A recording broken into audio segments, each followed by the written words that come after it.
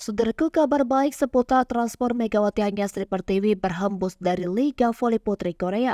Para pesaing Respak tengah memantau situasi kontrak Megawati di tim Daejeon Chuoja Respak. Jika tak lagi menjadi bagian Respak, para tim pesaing bakal berebut tanda tangan Megawati Hanyastri Pertiwi untuk arungi Liga Voli Korea musim 2024-2025. Hal itu disampaikan oleh salah seorang analis olahraga bola voli di acara KBSN Sport. Sang analis khususnya menyoroti kiprah Megawati Hanyastri yang membawa dampak positif dalam permainan Respak.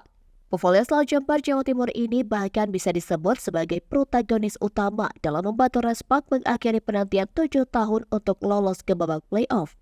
Bahkan dia memberikan bocoran informasi di mana sejumlah tim Liga Voli Putri Korea sudah mengintai tanda tangan Megatron jika Respak tak mau mengontrak sang opposite. Situasinya memang masih tanda tanya besar, apakah Mega melanjutkan pertualangannya di Korea Selatan untuk musim depan.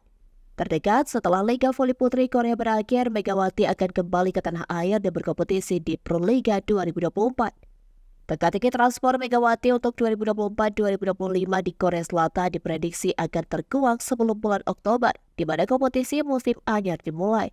Megawati Hanyastri diketahui masih melanjutkan perjuangannya bersama Respak di semifinal playoff Liga Voli Putri Korea.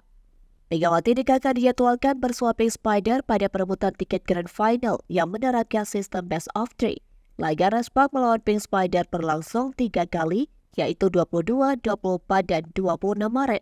Pemenang dari laga tersebut akan bersua Hyundai Hellstead dalam perebutan gelar juara Liga Voli Putri Korea 2023-2024.